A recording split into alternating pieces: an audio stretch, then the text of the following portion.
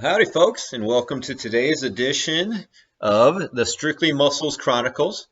Appreciate you taking the time out of your day to watch this. I know we're all busy right now doing a lot of different things, so you sitting down watching this video means a lot to me.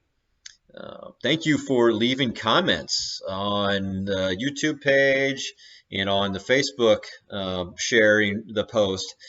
Tyler, thank you for reaching out, taking a moment to, hey, make a comment that you like the video. I'm going to do my best to interact with everybody that way. So if you do have questions about the feed or the video, put it in there and I'll get back to you. Thank you to all of our friends and our social network reaching out to myself or Stacy, telling us how much you like the videos, even if it's just Stacy sneaking into the second one or being part of the one yesterday. It's been great hearing from all of you. And finally, thank you for sharing the video. I know Amy shared it again with her community. I appreciate that. That means so much to me. And the more we can if you find value in something, in a message or one little nugget out of this that you can share and think somebody else would find value in, thank you. That means a lot. And let's keep doing this. We're going to battle it together. Moving on to nutrition. So on Monday, I proposed a task for everybody this week is to just be aware of how often you go in and have a bite to eat, if it's a full meal or snack. Put it in your calendar, put it in your journal, and creating that awareness for that. And it's a habit that I'm trying to help you create on this.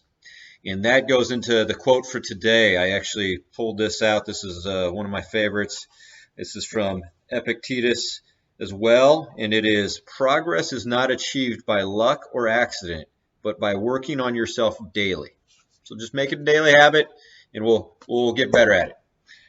Second thing I want to do for nutrition is highlight my client Alexi. Been working with him with nutrition for a couple months now. Not able to meet with him today for our normal session, but he's been doing a great job of sending me the pictures of his breakfast. That was the task we were working on, is have a nice, solid breakfast before he heads off to work. We actually tied into one of his skill sets, which was meal prepping. And he's been able to do a phenomenal job of just making pretty much the base of the breakfast, having that, portioning it out, and then adding the fresh cooked things to it, and then having his hydration with it too. So good job, Alexi. Keep doing that. Keep sending me the pictures. And finally, I wanted to propose this as something for everybody to do. Stacy and I came up with this idea is we're going to have a date night tonight. We're going to get dressed up. We're going to order takeout from our favorite restaurant here in the neighborhood. It's called Kie-Gol-Lanee. Love the place. And we're going to bring it back. Have the tablecloth on the table. We're going to go ahead and make it an event like we went out to dinner. So I encourage everybody to do that with your families.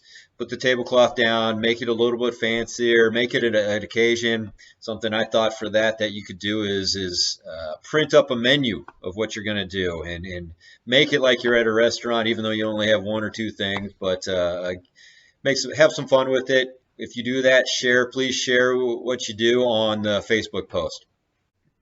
Time for some exercise. So yesterday I put up the push-up, and I hope you all were able to do that and try that little medial intention that I talked about. But something that I thought of on that is, if you're uncomfortable, I went right to this position. So it's like 90-degree position, and having Stacy do the push-up on.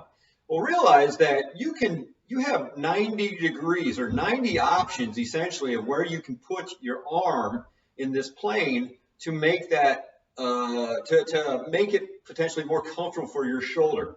Now, with that though, I went to here because I was focused more on the medial intention. You only have, I find that it's only about 45 degrees that you can really get effective in biasing towards the chest muscles, the pecs on that. As you get a little closer to your side, that gets a little harder and turns into a little different challenge. So play with it, see what you're most comfortable with, but change these angles in your arm to make it a different exercise. So what I also thought about was, how can we regress that? Now, there's lots of ways to regress the push-up, but let's even take it back so far to, well, let's just challenge this tissue and this arm angle in a position that is just challenging that, and we don't have to think about how the core is or can a person get into that position alone. Okay, so what I thought we'd do is use Stacy again, and we're going to go ahead and do an isometric exercise and to challenge the pecs. Okay, so all I have is a handle here, and I just have a little climbing strap that I've had for years. And today I'm using to put a towel in here because we're going to put this at her elbow. Okay, lift her up. And the reason I'm putting it at the elbow is that gives me a chance to take out a joint. Okay, by not having her have to control her elbow joint, keeping that straight, that lets us just focus on the shoulder. All right. So what I'm doing is I'm straight out to the side of her. Okay. Now I want to challenge. I put that on Walt here yesterday, and we showed, hey, this is roughly the pec fiber directions. So we've got a lot of options here. What I'm going to do is just go to, and all I'm doing is pulling out right now. She's not moving, and we're trying to do an isometric. We're not trying, we're doing an isometric. And I usually hold the client, start with 10 seconds. I'm working with them. I'm kind of judging that on how hard I want to pull with how they're doing. And then relaxing. And then to challenge that and to give a little different angle for the shoulder to have to hold position, is I'm just going to go ahead and change angles. I'm going to lower it down. So now I'm pulling away from her chin and hold. And now that's, again, biasing the chest, but a little different need through that, or requirement through that. Okay, and again, now we're working with the shoulder and getting closer to 360 degrees of it.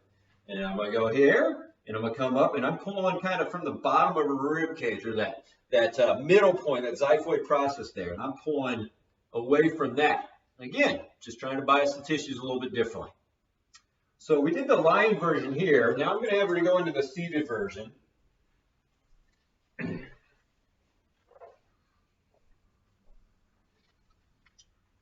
Now, the reason I started with the lying version is you don't have to worry about the weight of your arm. I mean, your arm weighs something. You got a big muscular arm like Stacy.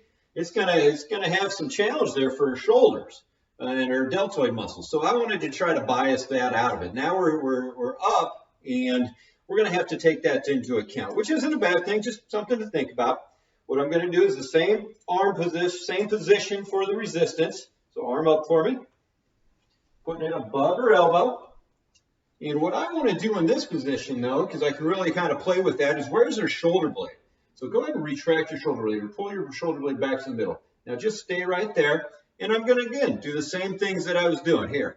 Now, something that I thought as I just pulled on that was, where are the feet? Put the feet firmly on the ground for me. Nice shoulder width apart for your feet. There you go. And relax. And then I'm going to go ahead, kind of those same directions. I'm going to pull down and out now. And hold.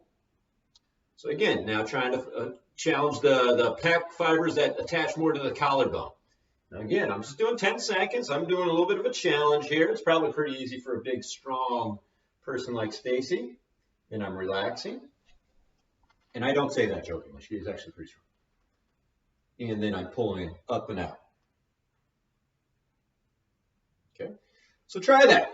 Do that with both arms. If you have somebody at home, a kid, a spouse, a loved one that you can do this with, that's very helpful. If not, find an anchor for this. And then all you do is just change the angle. And you push down, you push up, and you change those little angles in there to challenge the chest a little bit more.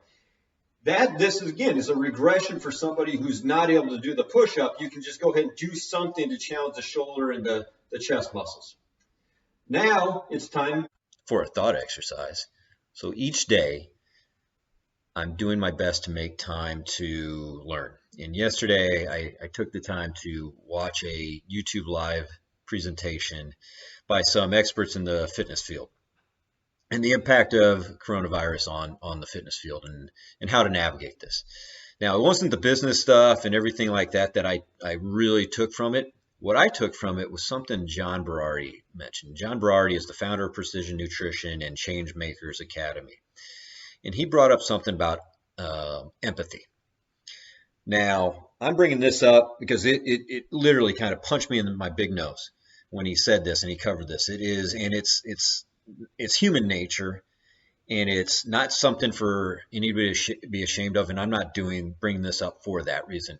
But we're all in our little bubble right now of, hey, how this is impacting us. But the thing that John Berardi brought up was thinking about what others are going through. So that made me start thinking about what are my friends going through that have children, 3 or 4 children at home right now, and how they've gone from, well, I'm a lawyer, I'm working, I do my thing, and now I have to be an educator. Now I have to be a cook all day long and cleaning and all these different entertaining during this and explaining this to their children. So I was like, whoa, I hadn't thought of that.